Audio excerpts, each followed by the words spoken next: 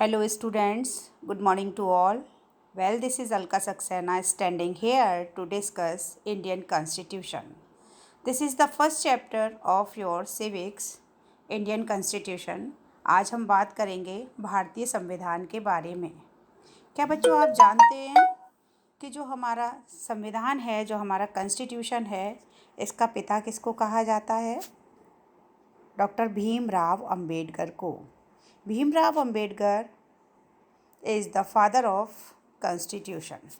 ये हमारे drafting committee के चेयरपर्सन थे और जब देश आज़ाद हुआ तो ये डिसाइड हुआ कि हमारा अपना एक कॉन्स्टिट्यूशन होना चाहिए।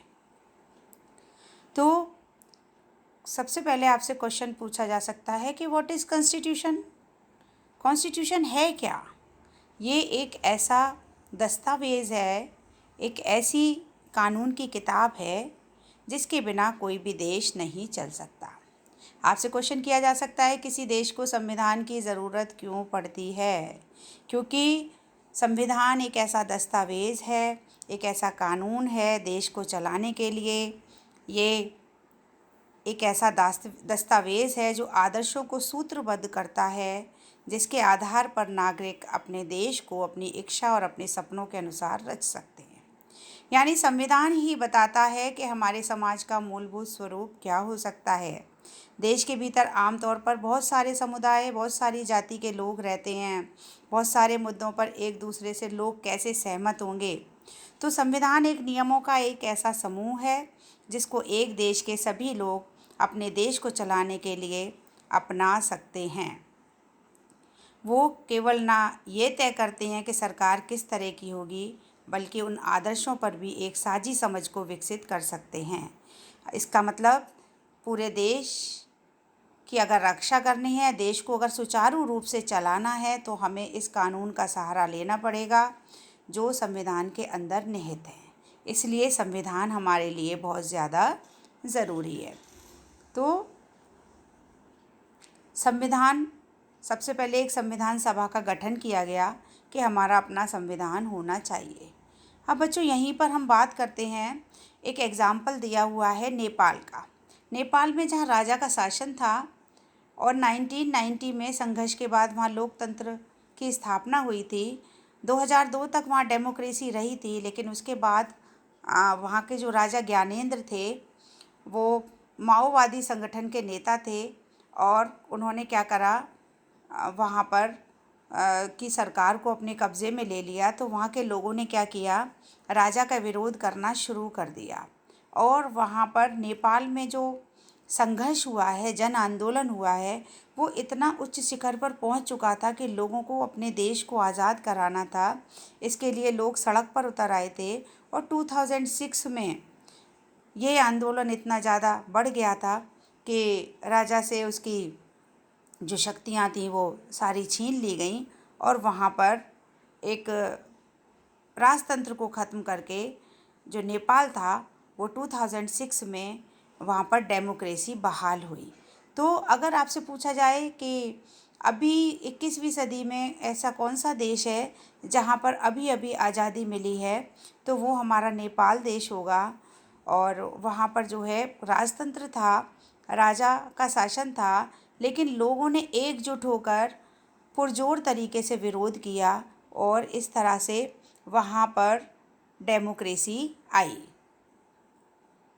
आगे देखिए, आपको एक पिक्चर दिखाते हैं जो आपकी बुक में दी हुई है। सुरेश अपनी कक्षा का मॉनिटर है, दबंग किस्म का लड़का है और वो अपने सहपाठी उसे पसंद नहीं करते।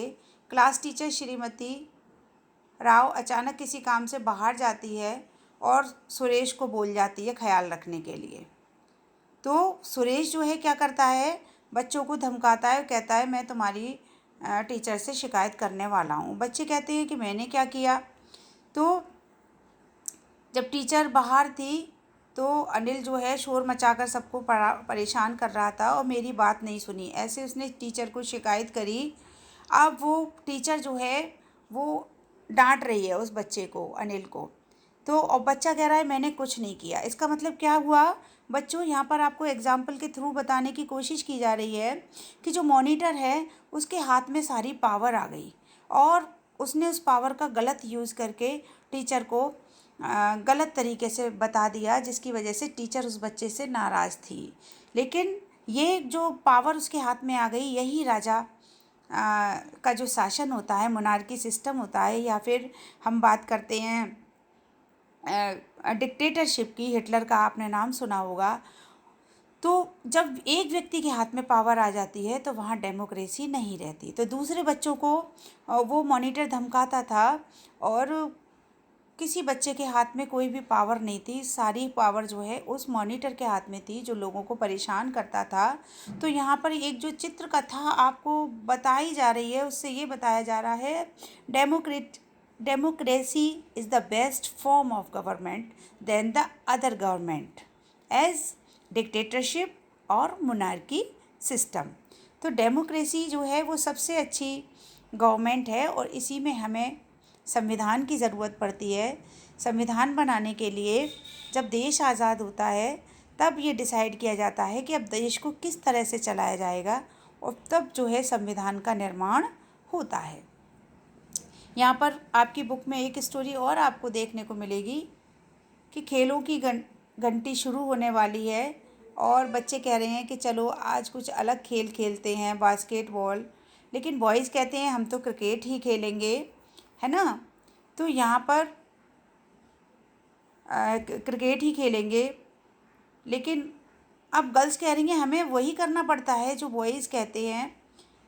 तो फैसले लेने का अधिकार केवल लड़कों को है, लड़कियों को नहीं। तो यहाँ डिफरेंस क्रिएट किया जा रहा है कि अगर दोनों ही को ही, बॉयज़ हों या गर्ल्स हों, दोनों को ही अगर सेम राइट्स प्रोवाइड कराए जाते हैं, तो किसी एक को डिसीज़न लेने का राइट नहीं होता, बल्कि सभी को होता है। तो ये सब हमें कहाँ मिलेगा? डेमोक्रेटिक कंट्री में मिलेगा, और कॉन्स्टिट्यूशन में मिलेगा। जैसा कि आप जानते हैं कि जहाँ पर लोकतंत्र का शासन होता है, जो डेमोक्रेटिक कंट्रीज़ होती हैं, वहाँ वोटिंग राइट्स होते हैं, सभी को वोटिंग राइट्स मिलते हैं, चाहे वो लड़की हो या वो लड़का हो, या वो स्त्री हो या वो पुरुष हो। तो वहाँ निरंकुशता की भावना हमें देखने को नहीं मिलती। यहाँ एक वर्ड दिया हुआ है, निरंकुशता। तो निरंकुशता क्या है? एक व्यक्ति जब निरंकुश हो जाता है, सारी पावर, सारी शक्ति उसके हाथ में आ जाती है, तो कभी कभी क्या होता है, बहुसंख्यकवाद। बहुसंख्यक क्या होता है? जो संख्या में ज़्यादा होते हैं। जैसे कोई जाति संख्या में ज़्यादा है, अगर आप बड़े क्लास में पढ़ेंगी, श्रीलंका में जो है सिंहली लैंग्वेज के लोग बहुत ज़्यादा बोलने वाले लोग हैं, तो वो कैसे हो गए? बहुसंख्यक हो गए और निरंकुश हो गए। तो वो छोटे समुदाय को जो है अपने कंट्रोल में कर लेंगे। तो संविधान की, अगर हमारा संविधान होगा तो लड़का हो या लड़की, सभी को बराबर न्याय मिलेगा। अब तो इस तरह से संविधान हमें ऐसे फैसले लेने से भी रोकता है जिससे हमें उन बड़े सिद्धांतों को ठेस पहुंचती है जिसमें देश आस्था रखता है। उदाहरण के तौर पर कहा जा सकता है कि लोकतंत्र को मानने वाले अधिकांश लोग गंभीरता से महसूस करने लगें कि दलगत राजनीति यानी कि पार्टी पॉलिटिक्स बहुत ही विकृत हो चुकी है। आप पार्टी की कंडीशन देखिए कि बहुत ज़्यादा ख़राब है, तो लोग सोचते हैं कि हमें तानाशाही को शासन सौंप देना चाहिए, या फौजी शासन होना चाहिए, या राष्ट्रपति शासन होना चाहिए। लेकिन जब हम एनालिसिस करते हैं तो हमें पता चलता है कि democratic government is the best form of government than other government. आज के फर्स्ट वीडियो में हमने डिस्कस किया कि डेमोक्रेटिक कंट्रीज़ जो हैं उनमें क्या क्या राइट्स लोगों को मिलते हैं, और हमें संविधान की ज़रूरत क्यों पड़ती है।